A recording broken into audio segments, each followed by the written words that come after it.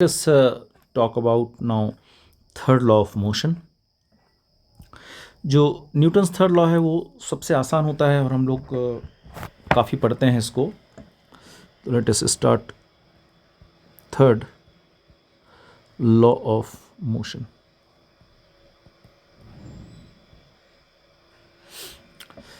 बहुत ही simple law है। This law state that her action का रिएक्शन होता है, मतलब हर कर्म की सज़ा आपको भुगतनी पड़ती है। जैसा करोगे वैसा भरोगे। कुल मिला के to every action there is an equal and opposite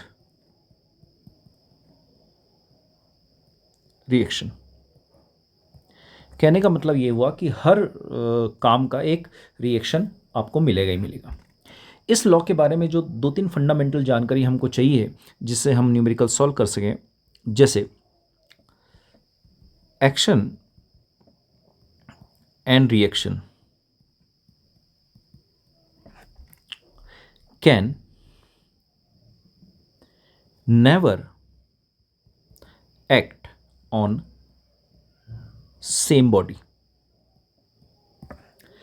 जो एक्शन और रिएक्शन होता है कभी भी एक ही बॉडी पे नहीं लग सकता। एग्जाम्पल के लिए अगर अपन देखें कि जैसे मान लो एक दीवार है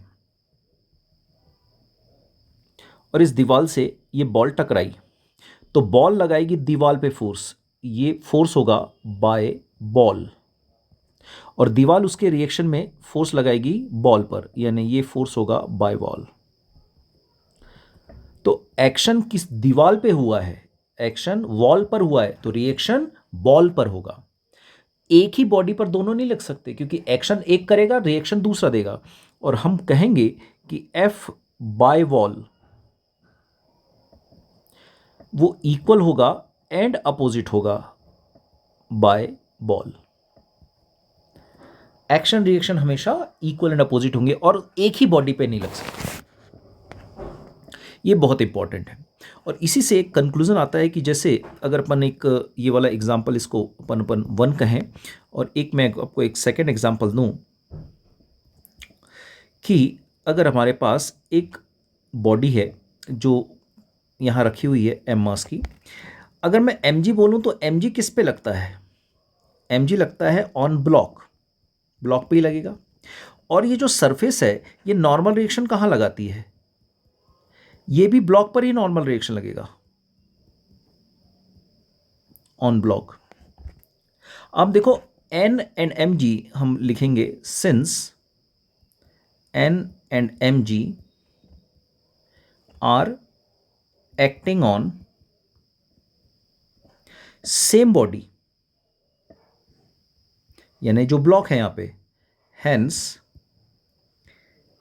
दे आर नॉट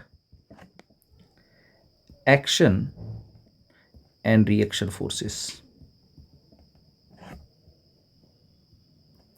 एक ही बॉडी पे कभी नहीं लग सकता। हां, ये इक्वल जरूर है, एन इक्वल जरूर है और अपोजिट भी है, बट हर दो फोर्स जो इक्वल एंड अपोजिट हों जरूरी नहीं कि वो एक्शन रिएक्शन हो। जैसे अगर मैंने एक बॉडी है, इस पर मैंने इस तरफ से एक फोर्स लगाया 10 न्यूटन का और किसी ने इधर से एक फोर्स लगा दिया 10 न्यूटन का, तो इनको अपन एक्शन एंड रिएक्शन नहीं कहेंगे, नॉट एक्शन एंड रिएक्शन।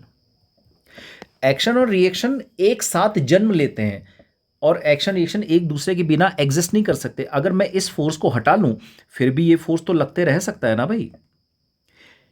तो एक्शन और रिएक्शन दो इक्वल एंड अपोजिट फोर्स हमेशा एक्शन और रिएक्शन होंगे क्या? फिर से देखें, क्या दो इक्वल एंड अपोजिट फोर्स हमेशा एक्शन और रिएक्शन होंगे क्या? नहीं। पर क्या एक्शन और रिएक्शन हमेशा इक्वल एंड अपोजिट होंगे क्या? तो हम बोलेंगे यस। तो ये बहुत इंपॉर्टेंट है कि एक्शन रिएक्शन आपस में इक्वल होते हैं, पर ऐसा नहीं कि हर इक्वल फोर्स आपस में एक्शन रिएक्शन हो जाएंगे। दूसरा जो पॉइंट यहां समझने का है, फोर्सेस ऑलवेज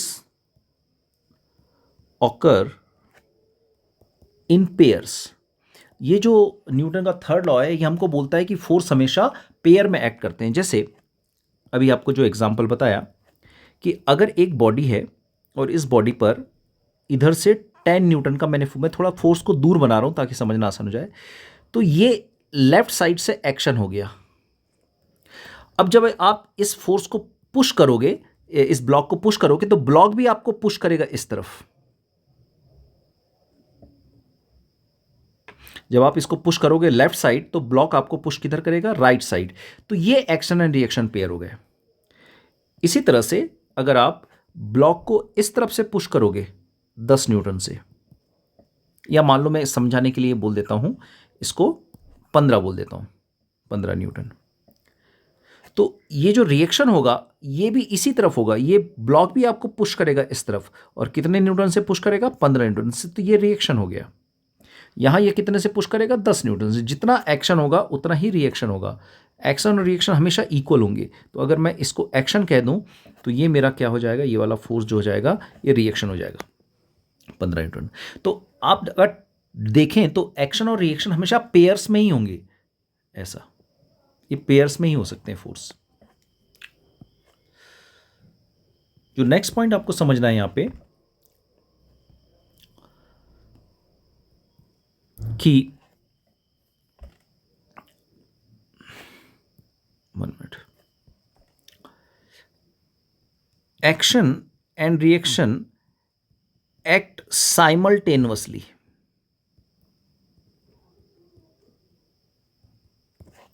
इसका मतलब है दोनों के बीच कोई टाइम गैप नहीं होता है। तो कहने का मतलब ये कि जब अपन बोलते हैं यहां पे कि दीवार द्वारा फोर्स लगाया गया F और बॉल द्वारा फोर्स लगाया गया ये राइट वाला F, तो हम समझने के लिए या आपको समझाने के लिए, क्योंकि आपका लेवल मेरे को पता है बहुत अच्छी तरह, तो आपको समझाने के लिए इसको बोल देते हैं जनरली कि भैया ये एक्शन हो गया, ये रिएक्शन हो गया। पर ये कोई कंपलसरी नहीं है, क्योंकि हम किसी को भी एक्शन और रिएक्शन बोल सकते हैं, क्योंकि एक्शन और रिएक्शन अलग अलग कब बोलते हैं।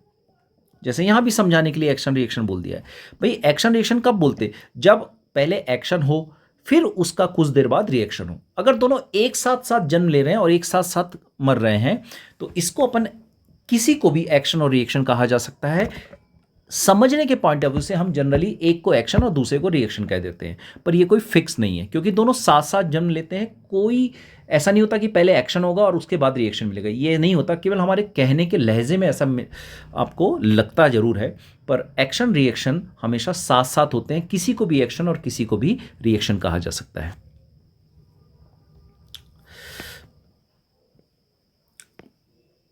वर्किंग ऑफ रॉकेट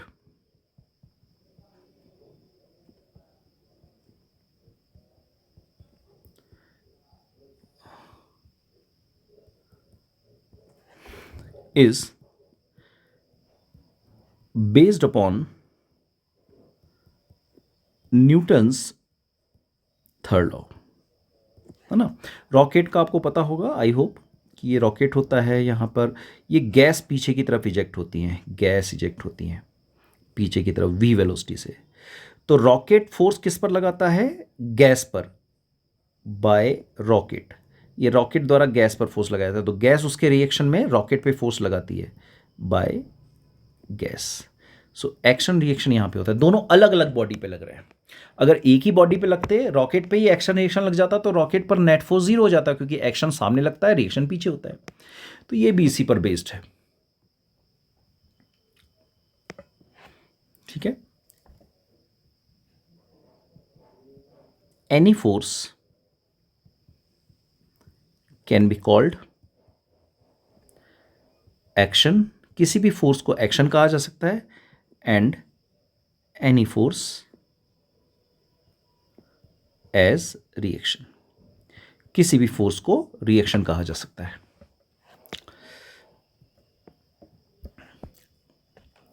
ओके, एक चीज और समझना जरूरी है, all 3 laws of Newton are independent of each other, of each other। तीनों लॉ एक दूसरे के इंडिपेंडेंट होते हैं।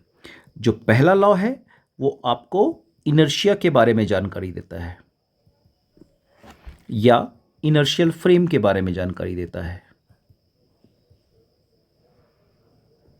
जो दूसरा लॉ है वो आपको फोर्स एंड मोमेंटम में रिलेशन बताता है।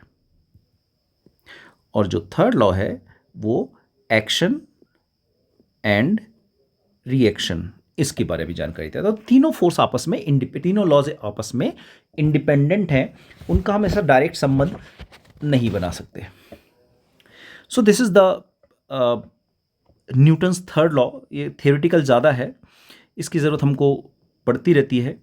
So I hope you have understood this third law. Okay, we meet in the next class.